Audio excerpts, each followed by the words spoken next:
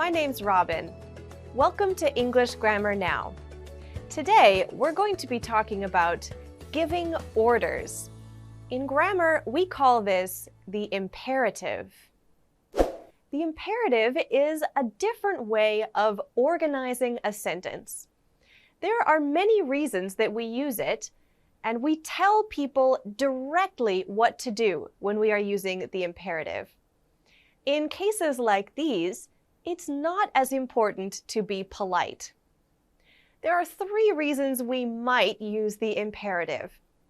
First of all, we might use it if we need to speak very quickly. Like if you're going to say something like, "Be careful." You need to say that fast if there is some danger. Imperative sentences are often quite short.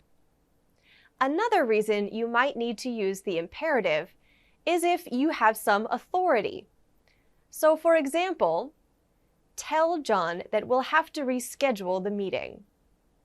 Imperative sentences like these are often used by someone who has some kind of authority, like your boss or your teacher, and certainly your mom or dad.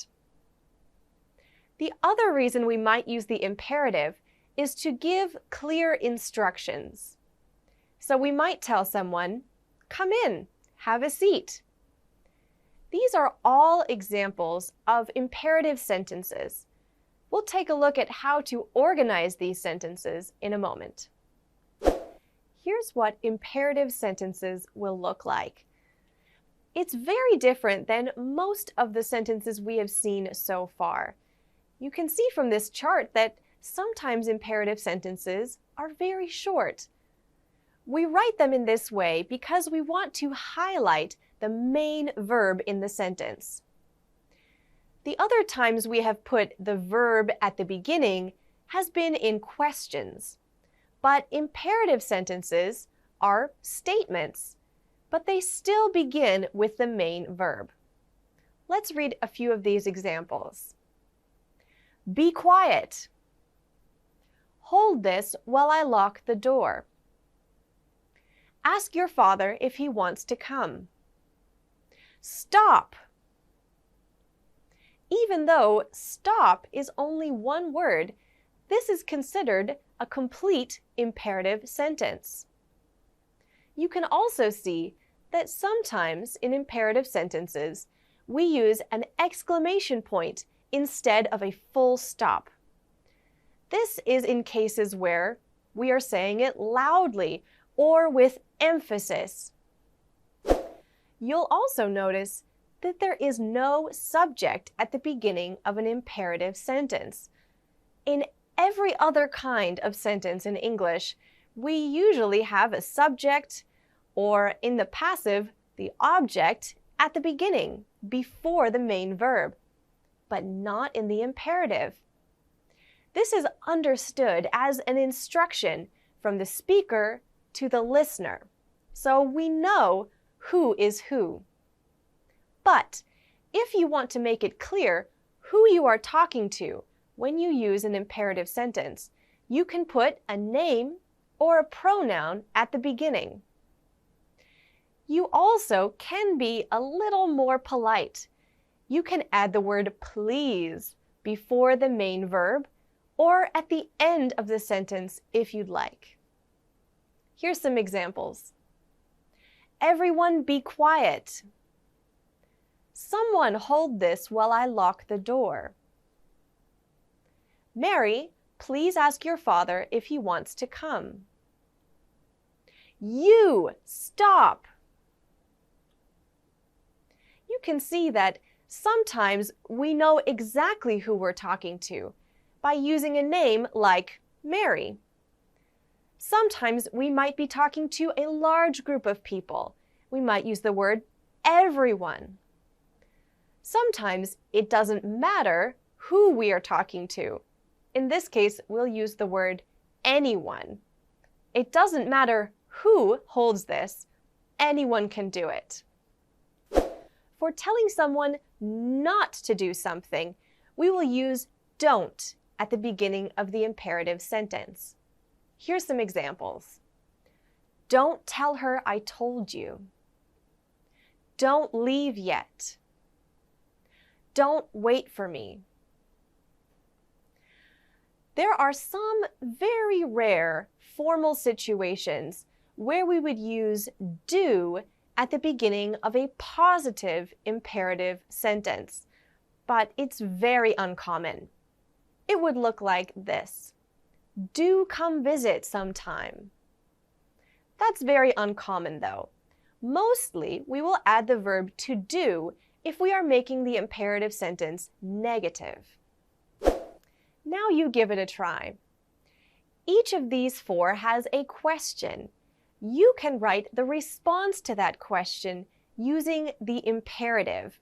The words are given for you in brackets. Give it a try. Here's the answers to those questions.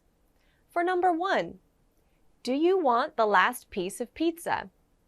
The answer could be, no, you eat it.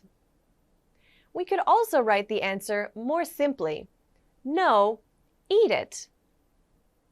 We could add you to make sure it's clear who we are talking to. For number 2, should I pick you up at the station? No, stay home. I'll take a taxi. We could add the word you in here as well. No, you stay home. For number 3, are you cold?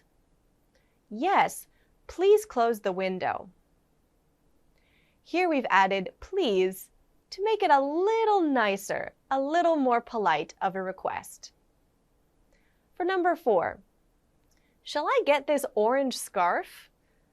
No, don't buy it. It looks weird. This is our example of a negative imperative sentence. Don't. Another word we can add into our imperative sentence is let's. Let's is a contraction of two words. Let us. Let's. We use let's when we want to do something with someone. We are inviting them to join us in trying something or maybe going somewhere. And we want to make sure they understand that I will be joining in as well. Here's some example sentences. Are you ready? Let's go. I'm tired. Let's order dinner. Let's invite your sister to join us. Let's not waste any time. If we look at the first example sentence, let's go, if we take away let's, the only word left is go. This could be an imperative sentence on its own. Go. However, by adding let's, we make it clear that I will be going with you. We are doing it together. Here's something for you to try. Match the questions with the answers on the right. Each of these has some form of the imperative in it. See if you can find the question that matches each of these answers. Give it a try. Here's how those questions match up with the answers. For number 1, what do you want to eat? Let's go to a new restaurant. In this answer, we see that 2 people will be going together to the new restaurant. Question 2, do you want to play video games? No, let's watch a movie. Number 3, where would you like to sit? Let's sit up front. Number 4, shall I send the letter? No, send it tomorrow. Number 5, do you want me to close the door? Yes, please. Don't lock it. Number 6, is this present from you? Yes, open it now. You can see that some of these answers have exclamation points in them. When we use exclamation points, the the person is either very excited or talking very loudly. We use these frequently with the imperative. Here's a conversation to see some examples of imperative sentences. Don't forget to unpack your bag before you go out to football practice. Okay. Make sure you come home before 6. Your grandparents are coming.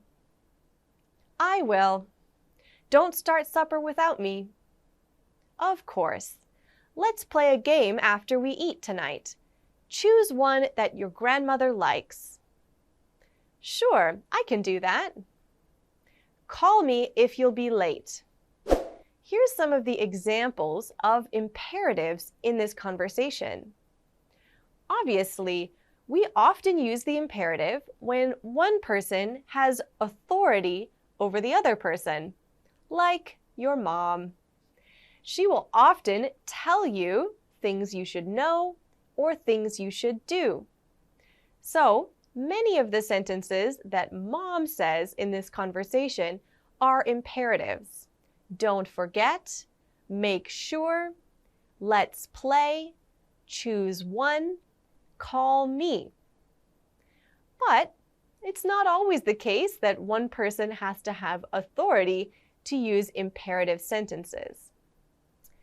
The example here shows Jill asking, "Don't start supper without me."